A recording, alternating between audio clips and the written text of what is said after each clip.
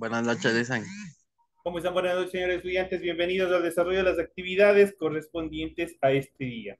Listen, buenas noches. Ivania, ¿cómo está? Buenas noches, Bienvenida. Lice. Alexandra, ¿cómo está? Bienvenida. Buenas noches, licenciado. Marta, María, bienvenidas. Un gusto saludarles.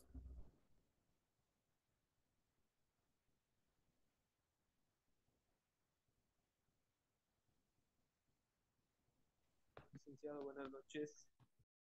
Compañera, ¿cómo está? Buenas noches. Bienvenido. Un gusto saludarle. Lice, buenas noches. Nicolás, ¿cómo está? Buenas noches. Bienvenido. Buenas noches, Lice. Rosita, ¿cómo está? Un gusto saludarle. Buenas noches, Lice. Buenas noches, licenciado. Don Josecito, Mauricio, bienvenidos. Un gusto Buenas saludarles. noches.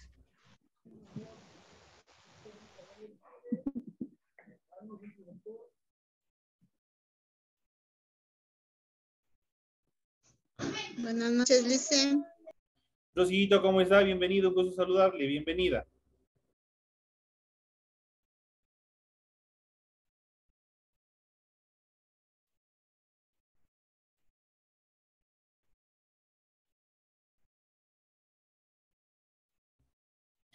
Bueno, señores y señores.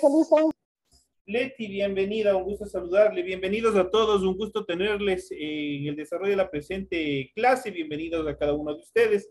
Bienvenidos, iniciamos con el desarrollo de las actividades. Iniciamos, como ya es de costumbre, con la presentación del documento en relación a la tarea, lo que ustedes tienen en la plataforma virtual ya activada. Desde el día lunes se encuentra activada, formato para recursos de tarea, aprendizaje. Tenemos la asignatura de Ciencias Naturales, estamos en unidad número 3, Origen del Universo, estamos en el tema número 3, Formación del Arco Iris y Historia de la Astronomía, son los dos temas que vamos a analizar en el desarrollo de la presente clase. Ustedes tienen ahí el tipo de tarea, el objetivo de la tarea, y al final a continuación tienen las instrucciones de la tarea, el trabajo es individual, deben leer el compendio de la unidad 3, tema 3, tienen toda la información pertinente en su aula virtual. Pueden ampliar su información sobre el mismo tema con otras bibliografías de ser necesario. Lo que está remarcado en amarillo ya saben que es la tarea que van a desarrollar en la presente semana. Dice, desarrolle las siguientes preguntas. Responda, ¿cuál ha sido la contribución de la astronomía en la civilización antigua? La siguiente pregunta, mencione 3 eventos relevantes de la astronomía que se han dado a lo largo de la historia. ¿Cuál sería su aporte a esta ciencia si usted fuera un astrónomo? Nos tienen que razonar para poder dar un criterio basado en su punto de vista personal de cada uno de ustedes. La siguiente dice, responda, ¿qué es el arco iris? ¿Por qué observamos franjas de colores? Ya vamos a ver en el desarrollo de estas actividades cómo se forma el arco iris y cuáles son, por qué esa degradación de colores. Si realmente la luz tiene color o tiene esa gama de colores o por qué se derivan todos los colores tradicionales que nosotros vemos en el arco iris. Y por último, tienen en la 4, mencione 2 ejemplos en donde podamos comprobar el efecto que produce la luz al descomponerse. Hay diferentes eventos que nosotros vamos a ver, que siempre hemos visto, especialmente cuando estamos en el campo, cuando nos vamos de paseo a una cascada, a una caída de agua, ahí vemos la reproducción del arco iris. Y este tema nosotros ya lo vamos a ver en el desarrollo de la clase de hoy. Es un tema bastante facilito e interesante en relación a la evolución que ha tenido nuestro planeta. Ya saben que deben entregar el trabajo en forma escrita, nada computadora, nada en otros medios, todo es escrito, todo es hecho a mano. Los que me presenten a computadora, los que me presenten otras actividades, es como que no estuviesen presentando tareas. Recuerden esas consideraciones en el desarrollo de la tarea. La siguiente dice, utilice combinaciones de colores, líneas, símbolos o imágenes, obviamente de ser necesario. Tienen obligatoriamente que al inicio de la hoja de la tarea, antes de la resolución de las preguntas, tienen que desarrollar el encabezado que ustedes tienen ahí. Es todo lo que tienen que hacer, las recomendaciones, la rúbrica de calificaciones y la información para el desarrollo de los recursos de plataforma. Estamos en unidad 3 con los temas formación del arco iris, historia de la astronomía, correspondiente a la semana número 3 del 21 de noviembre del 2022. Esta tarea permite entregas desde el 21, la fecha límite es del 30 y la fecha de publicación de calificaciones será hasta el 5 de diciembre del 2022. Pueden presentarlo en PDF o en Word, de acuerdo como ustedes más lo deseen, de acuerdo a cómo ustedes más se acostumbren más, tengan más familiaridad en el momento de subir su tarea. Eso en relación de la tarea, en relación de las actividades que ustedes tienen preparadas para esta semana. Iniciamos con el desarrollo de las actividades y vamos a ver el contenido mismo de nuestra materia. Vamos a ver qué es lo que el desarrollo de los temas que hemos preparado para esta hora. Iniciamos con la formación del arco iris. Todo el mundo hemos visto el arco iris, cómo a simple vista, como nosotros podemos observar en la infografía que ustedes tienen en pantalla, la gama de colores tradicional, ¿no es cierto? A raíz de la formación del arco iris, hay diferentes teorías o pensamientos religiosos, mitológicos. Otros, los más aceptados, son los científicos en cuanto a la formación misma, la estructuración del arco iris. ¿Quién ha escuchado leyendas acerca del arco iris? Hay leyendas ecuatorianas, leyendas extranjeras acerca del arco iris. ¿Qué es lo que existe, por ejemplo, al final del arco iris? Dicen que existe una olla de oro con un duende, ¿no es cierto? Hay diferentes teorías, diferentes pensamientos que dan dentro del punto mitológico, igual dentro del punto religioso también, pero la ciencia, la parte científica, lo ha determinado, lo ha estudiado para ver el por qué se forma el arco iris. ¿Cuándo ustedes han visto que se forma un arco iris? ¿Un arco iris siempre está presente o solo hay de un aspecto peculiar en el cual se forma un arco iris? ¿Quién me puede ayudar? Solo cuando va a llover, cuando el arco iris va a coger el agua. Exacto, perfecto. Ahí vamos a ver, y de ahí parte el método científico y la determinación científica en cuanto a la formación del arco iris. De otros modos, deja insubsistente todos los pensamientos religiosos, mitológicos que se pueden dar acerca de este fenómeno natural. ¿Qué piensan ustedes? ¿La luz tendrá color o no tendrá color? ¿Qué pueden opinar? La luz sí tiene color. ¿Tendrá color, seguros? Vamos a ver en el desarrollo del presente tema. Iniciamos con la formación del arco iris. El arco iris es un fenómeno óptico, eso quiere decir que se puede observar a través de la vista, de belleza natural, que ha cautivado desde la antigüedad a los seres humanos y ha sido responsable de múltiples pensamientos religiosos, mitológicos y científicos. Dicho de otra manera, es un fenómeno natural que causa bastante admiración, bastante atracción a cada uno de las personas que hemos tenido la oportunidad de observar. ¿Quién en el desarrollo de nuestra vida no ha podido observar un arco iris hermoso que se forma?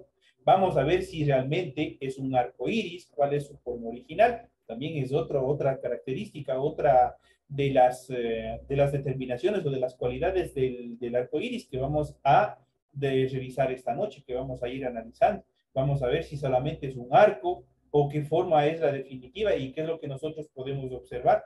Es otra de las cualidades que tiene el arco iris y que la ciencia ha podido determinarlo a través de diversas investigaciones, de diferentes experimentos que lo han desarrollado en un laboratorio para poder determinar las características mismas. En ese sentido, sin embargo, este fenómeno tiene una explicación científica simple. La luz blanca procedente del Sol llega a la Tierra, por lo tanto, la luz no tiene color, la luz es blanca. La luz que nos llega de nuestro astro principal, de nuestro sistema solar, que es el Sol, no llega con colores, es totalmente blanca. ¿Qué es lo que pasa? La luz blanca procedente del Sol llega a la Tierra y entra en contacto con el agua presente en la atmósfera, lo cual hace que la dirección de la luz cambie ligeramente de dirección y se descomponga en los colores del espectro visible. Dicho de otra manera, este fenómeno nosotros lo podemos hacer en casa, especialmente las mujercitas tienen los aretitos que tienen forma de diamante, ¿no es cierto? Que por lo general han cogido un cristal, los joyeros o las personas que desarrollan muchas veces los adornos, los aretes de bambalina, lo hacen en forma de un prisma. ¿Qué es el prisma? Prácticamente es como un diamante con diversos lados. ¿Qué es lo que hace? Ustedes pueden tranquilamente con una linterna, ahora que tenemos la ventaja de las famosas lámparas o linternas LED, lo podemos disparar la luz directamente sobre este prisma. Y nosotros vamos a ver cómo se va descomponiendo en la gama de colores que normalmente vemos en el arco iris. Esta es una forma doméstica de poder determinar cómo se desarrolla o cómo se puede construir caseramente también un arco iris. Entonces, ¿qué es el arco iris? Prácticamente es la descomposición blanca de la luz solar, que al entrar en contacto con el agua, ustedes han visto la gotita de agua, por lo general siempre, incluso en las empresas de agua potable, que de cada una de nuestras localidades, ustedes han visto la forma de la gotita de agua, ¿no es cierto? Es media ovalada, tiene lados redondos. ¿Y qué es lo que hace? Simplemente la luz solar entra en contacto, la luz blanca del sol entra en contacto con esta gotita de agua que funge la función de prisma, y esta lo desvía la luz solar ligeramente, descomponiéndose en los colores que normalmente vemos. Eso nos permite ver los colores, la descomposición de los colores de la luz blanca. Cuando la luz viaja de un medio a otro, cambia su velocidad y hace que en uno se dé más o menos rápido dependiendo del medio en que se encuentre. Por tanto, diremos que el arco iris es el conjunto de las diferentes ondas del espectro visible viajando a diferentes velocidades. Y de acuerdo a estas velocidades es la descomposición de cada uno de los colores que normalmente nosotros podemos observar en el arco iris. Los diferentes colores que podemos apreciar en el arco iris son solo parte visible de la luz procedente del sol. Las gotas de agua de la lluvia pueden refractar, eso quiere decir, pueden visualizar y dispersar la luz, y en las condiciones correctas, esta refracción forma el arco iris. Por otro lado, aquí viene algo interesante, la forma arqueada del arco iris no es como la apreciamos desde la superficie terrestre, sino que forma un círculo entero. Eso quiere decir, es un círculo completo en forma de una pelota, es un círculo cerrado, sino que desde el punto desde donde nosotros nos situamos sobre la superficie terrestre, nosotros solo podemos ver una parte de esa circunferencia. Por ende, nosotros le hemos dado el nombre de arco iris. Entonces, por otro lado, la forma arqueada del arco iris no es como la apreciamos desde la superficie terrestre. Eso quiere decir, no es la forma de arco, sino que forma un círculo entero cuyo ángulo depende del medio en que se descompone la luz. Ahí tenemos la explicación. En todo caso, es un círculo entero. En efecto, el efecto arcoíris no solo se limita a la dispersión de la luz por las gotas de lluvia, también podemos apreciar dicho fenómeno en las bases de las cascadas gracias a la niebla de agua que produce la salpicadura de agua. ¿Quién no ha tenido la oportunidad, por ejemplo, de irse a la represa de Lagoyán en la provincia del Tungurahua, en el cantón Baños?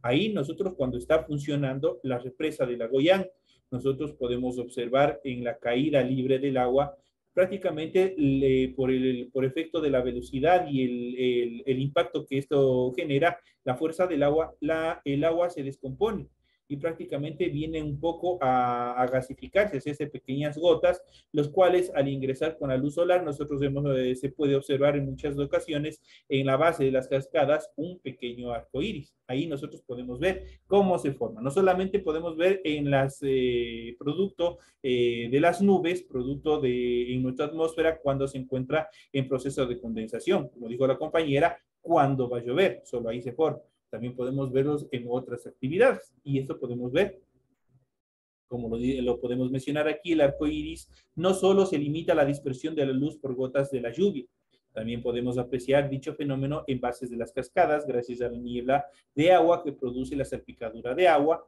en los radiadores de los patios, eso quiere decir, ustedes han visto incluso en el campo los aspersores que están regando el campo cuando es un día soleado. Ahí ustedes van a poder observar la presencia de un arco iris que no es otra cosa que la dispersión de la luz.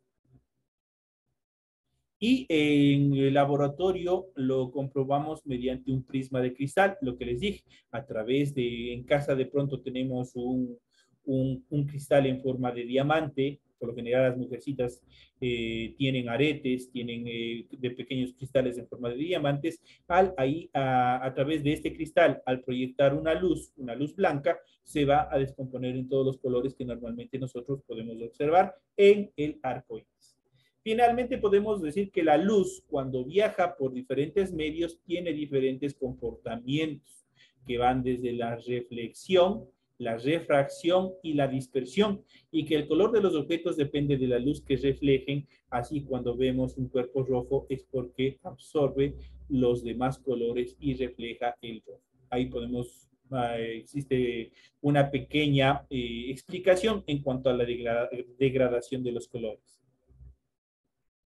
Eso en relación a la formación del arco iris, que es un fenómeno natural bastante hermoso que nosotros podemos observar desde distintas latitudes. Obviamente, como la compañera dijo, por lo general cuando empieza a lloviznar, cuando empieza una tormenta de agua, de lluvia, y especialmente en sentido contrario tenemos la presencia de la luz solar.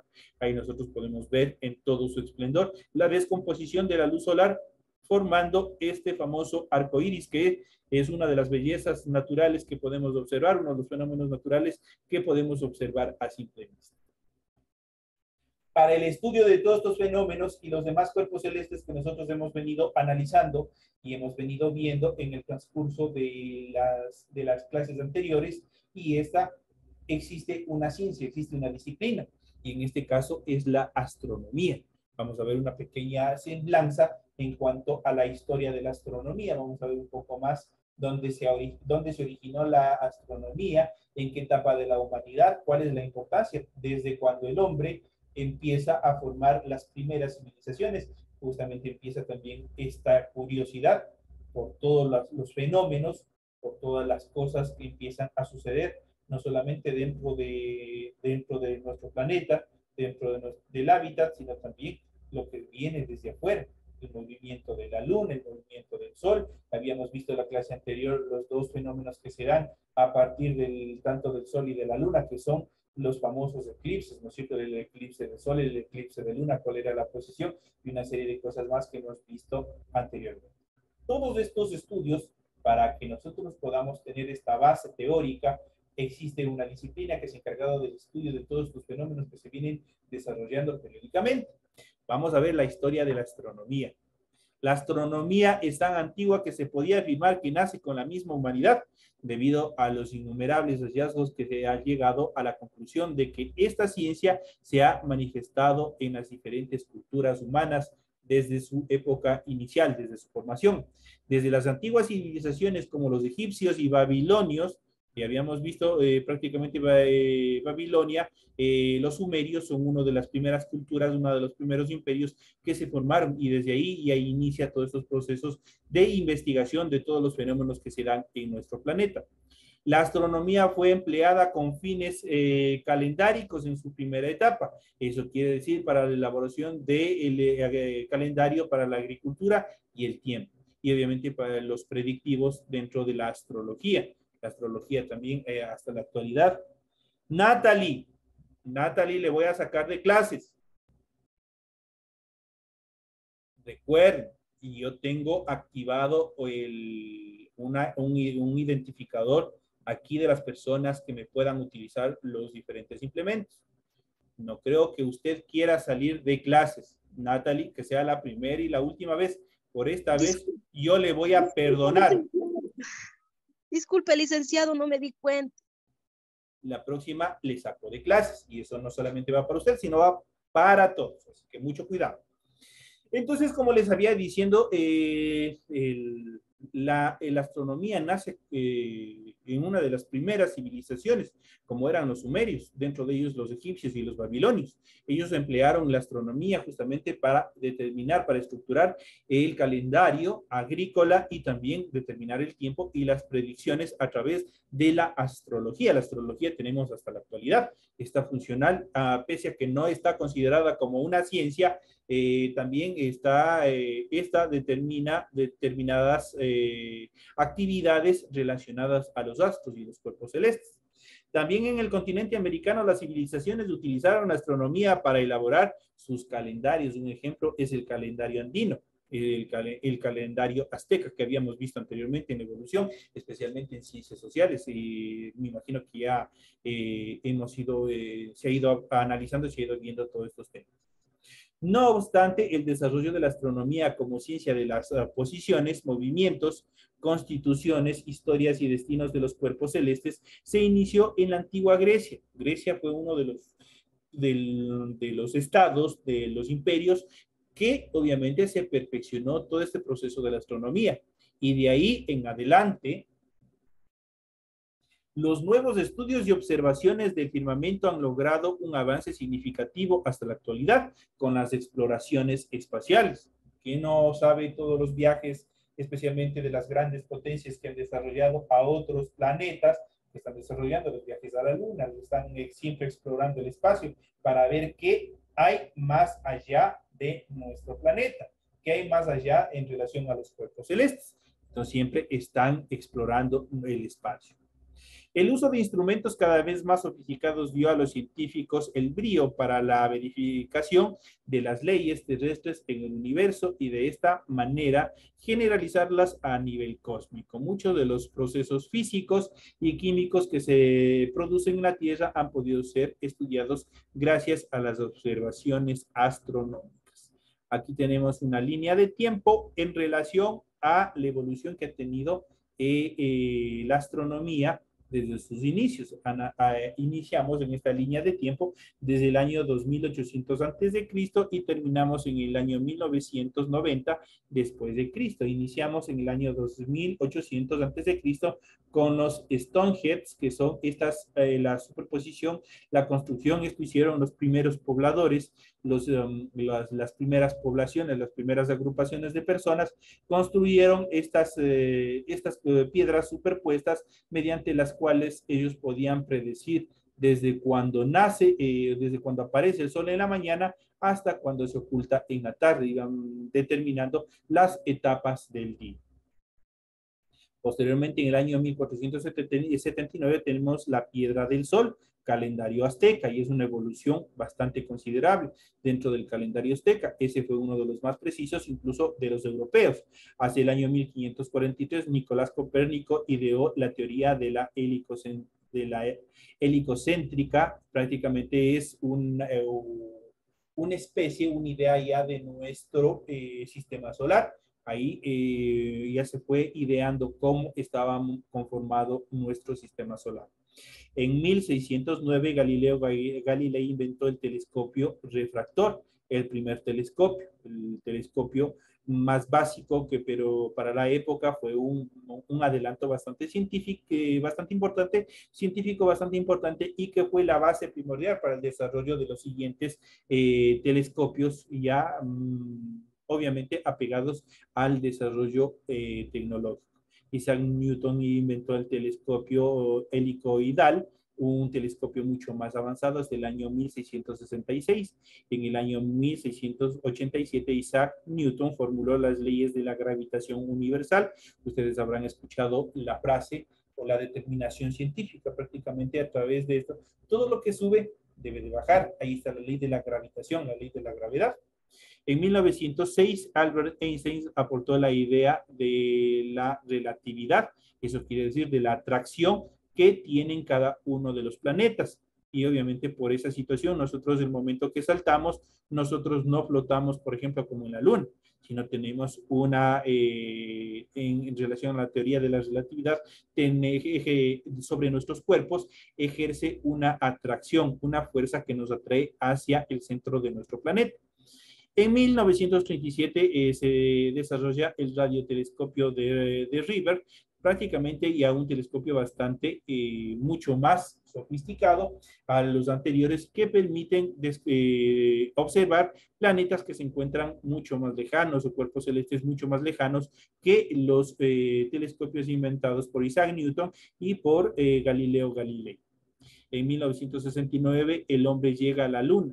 vamos evolucionando, ya se inventaron los cohetes y llega el hombre por primera vez a la Luna. Y en 1990 se inventa el telescopio de Hubble, o se lanza el primer telescopio de Hubble al espacio. Eso quiere decir que los telescopios ya no estuvieron solamente para observarlos desde la Tierra, sino que ya existían telescopios ubicados en estaciones espaciales, donde obviamente se podía observar ya desde el espacio las características de la Tierra. Este es un pequeño, es una línea de tiempo en la cual se va evolucionando los eventos más preponderantes, más importantes en cuanto al desarrollo de la astronomía. A continuación vamos a ver un poco más, vamos a iniciar un poco más en relación a este tema, en relación a la historia de la astronomía. Es un tema bastante preponderante, bastante importante, obviamente también de saber dentro de este maravilloso mundo que ha ido periódicamente evolucionando hasta la actualidad y que nos permite vivir. Astronomía, ¿qué es la astronomía? Vamos a ver qué es la astronomía. Como se había mencionado antes, se conoce como astronomía a la ciencia que se dedica al estudio de los cuerpos celestes a los cuerpos celestes que pueblan el cosmos. Eso quiere decir que están distribuidos en el cosmos, tales como las estrellas, los planetas, los satélites, cometas, meteoritos, galaxias y toda la materia interestelar. Eso quiere decir todos los cuerpos celestes que se encuentran en el espacio, aquí, así como sus interreacciones y movimientos, todo lo que se va desarrollando dentro de cada uno, todo lo que les afecta a cada uno de los cuerpos celestes. En ese sentido es una ciencia sumamente antigua, dado que el firmamento y sus misterios constituyen una de las primeras incógnitas que el ser humano se formuló, dándoles en muchos casos respuestas mitológicas o religiosas. También es una de las pocas ciencias en la actualidad o que en la actualidad permite la participación de sus aficionados. Eso quiere decir que existen personas que se encuentran, obviamente, que lo siguen por algún tipo de atracción, por algún tipo de hobby en cuanto a la determinación de cada una de las características de los cuerpos celestes. Además, la astronomía no solo ha existido como una ciencia independiente, sino que ha acompañado a otras áreas del saber y otras disciplinas como la navegación, sobre todo en ausencia de mapas y brújulas. Habíamos visto en clases anteriores, por ejemplo, la estrella del sur, la estrella Polaris, que nos indicaba la una y que nos indicaba la otra. Prácticamente nos permitía, o a los viajeros les permitía ubicarse y no perderse. Sabían que la una determinaba el norte y la otra determinaba el sur. Y más recientemente, de que una de las ciencias que más ha acompañado a esta disciplina es la física, para cuya comprensión de las leyes fundamentales del universo, de la observación del comportamiento del cosmos, resulta ser de enorme e inigualable valía. A través de la física nosotros podemos ver y podemos determinar qué tiempo, por ejemplo, dura una estrella, qué sucede cuando se muere una estrella, que habíamos visto en clases anteriores. Cuando esta estrella es sumamente grande, prácticamente genera una gran explosión, ¿no es cierto?, que se denominaba la supernova. En muchos de los casos, cuando eran muy grandes, estas estrellas generaban los famosos agujeros negros. Todo esto ha estudiado la astronomía y también se ha acompañado de la física para poder determinar. ¿Qué es lo que dice la física? Todo cuerpo tiene materia, está compuesto por materia y energía. Eso indica que en algún momento, incluso los seres humanos, nosotros estamos compuestos por materia y energía. Materia porque nuestro cuerpo ocupa un espacio, un lugar en el espacio, tiene un peso, tiene una masa. Al decir tiene una masa, nosotros nos podemos ver, ¿no es cierto? Tiene un lugar en el espacio, tiene un peso. Nosotros tenemos un peso, unos pesan más, otros pesan menos, pero todos tenemos un peso. Eso lo determina la física, la física. Nosotros tenemos energía, claro que tenemos energía, de acuerdo a esos pulsos eléctricos que están determinados en las células, es que nosotros podemos desarrollar las actividades, tenemos movimiento, podemos desarrollar las conversaciones, estamos en esta aula aprendiendo, estamos interactuando y qué sé yo, muchas cosas que podemos hacer. Entonces, eso determina la física y eso también ha determinado el estudio de los cuerpos celestes. Gracias a la astronomía, la humanidad ha logrado algunos de sus mayores hitos científicos y técnicos de las eras recientes, como los viajes interespaciales, el posicionamiento de la Tierra dentro de la galaxia o la observación detallada de la atmósfera y superficie de los planetas del sistema solar, cuando no de sistemas a muchos años luz de nuestro planeta. Eso nos permite determinar todo este proceso. Uno de los más grandes historiadores científicos, astrónomos contemporáneos en la actualidad, ustedes habrán escuchado en relación a Stephen Hawking. Fue uno de los especialistas contemporáneos dentro del estudio de la astronomía. Ha desarrollado sendas investigaciones, los cuales ha permitido también dar una evolución, una actualización en cuanto a los conocimientos y estructuración de la astronomía. En este sentido, la astronomía es una de las ciencias más antiguas del ser humano, habíamos mencionado ya, debido a que desde la antigüedad las estrellas y los cuerpos de la bóveda celeste han capturado su atención y su curiosidad al ser humano. Grandes estudiosos de este campo fueron los filósofos de la antigüedad, como Aristóteles, Tales de Mileto, Anaxágoras, Aristarco, de Samos, Hiparco de Nicea, los científicos post-renacentistas como Nicolás Copérnico, Tycho Brahe, Johannes Kepler, Galileo Galilei y Edmund Halley han sido los astrónomos más preponderantes que han ido, obviamente, desarrollando una serie de estudios respecto a cómo está constituido el cuerpo celeste.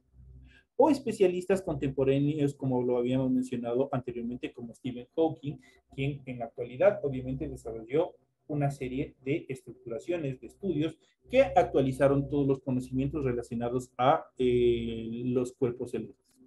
Los antiguos estudiaron exhaustivamente el firmamento, la luna, el sol, tanto así que los antiguos griegos ya sabían de la redondez de la Tierra, pero suponían que los astros giraban alrededor del planeta y no al revés.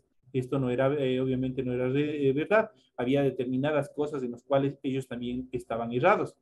Esto se mantendría hasta finales del medioevo europeo, cuando la revolución científica cuestionó mucho de los fundamentos universales de la religión, que obviamente que era la única que mantenía como sagrados todos los fenómenos que se daban en el espacio. Posteriormente, ya en el siglo XX, las nuevas tecnologías de avanzada disponibles para la humanidad permitieron una mayor comprensión de la luz y, por ende, de las tecnologías de observación telescópica, trayendo consigo nuevas comprensiones del universo y de los elementos que lo componen. Ya lo podían ver de una forma más precisa. En cuanto a las ramas de la astronomía comprende las siguientes ramas o subcampos. Dentro de ellos podemos mencionar a la astrofísica, tenemos la astrogeología, tenemos la astronáutica, tenemos la mecánica celeste, la planetología, tenemos la astronomía de los rayos X y tenemos la astrometría. Esas son las ramas en cuanto se descompone o que acompañan a la astronomía. En cuanto a la astrofísica, fruto de la aplicación de la física a la astronomía para aplicar las propiedades y fenómenos celestes, formando leyes, midiendo magnitudes y expresando los resultados matemáticos a través de fórmulas. Prácticamente la astrofísica es la unión de la astrología y la física, la fusión de las dos disciplinas es la que forma la astrofísica.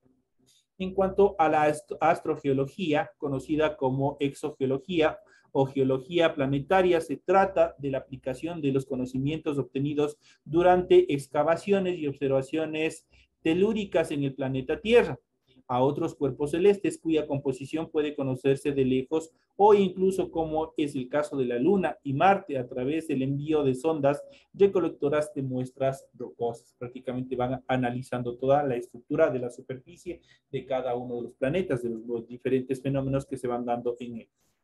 En cuanto a la astronáutica, de tanto observar los astros, el hombre empezó a soñar con visitarlos. La astronáutica es justamente la rama de la ciencia que busca hacer ese sueño realidad. Eso quiere decir los viajes desde la Tierra hacia otros planetas. En cuanto a la mecánica celeste, fruto de la colaboración entre la mecánica clásica o newtoniana y la astronomía, esta disciplina se centra en el movimiento de los cuerpos celestes debido a los efectos gravitatorios de otros cuerpos de mayor masa. Obviamente generan diferentes reacciones sobre los principales. Esa es la mecánica en cuanto a la mecánica celeste. La planeología, también llamada ciencia planetaria, se centra en el saber acumulado de los planetas conocidos y por conocer, es decir, de los que componen nuestro sistema solar y de los que distan de él, los que se encuentran fuera de nuestro sistema solar. Esto abarca desde objetos de tamaño de un meteorito o gigantes gaseosos enormes de grandes envergaduras, de grandes dimensiones. En cuanto a la astronomía de los rayos X, juntos con otras ramas astronómicas especializadas en tipos de radiación o de luz, radiación electromagnética, esta rama constituye un fenómeno especializado en la medición de los rayos X. Eso quiere decir provenientes del espacio exterior. Toda la materia, toda la estructura luminosa que viene desde otros cuerpos celestes y las conclusiones que a partir de ellos pueden sacarse del universo. Y por último tenemos la astrometría. Es la rama encargada de medir la posición y el movimiento astronómico de cada uno de los cuerpos celestes, o sea, de cartografiar de alguna manera el universo observable. Lo que nosotros podemos observar es quizás la rama más antigua de todas. Prácticamente, ¿qué es lo que hace la astrometría? Es la estructuración, la construcción de diversos, por decirlo así, de diversos mapas que van determinando la posición de cada uno de los cuerpos celestes. Finalmente, vamos a ver la diferencia entre astronomía y astrología. Los dos términos generan controversia muchas de las veces. La astronomía, ya sabemos que es la ciencia que se encarga del estudio de todos los cuerpos celestes y obviamente desde el inicio de la humanidad también estuvo presente la astrología. ¿Serán acaso iguales? ¿Tendrán el mismo objetivo? Vamos a ver a continuación cuáles son las características, las diferencias y las similitudes entre una u otra disciplina. La diferencia entre estas dos disciplinas es fundamental.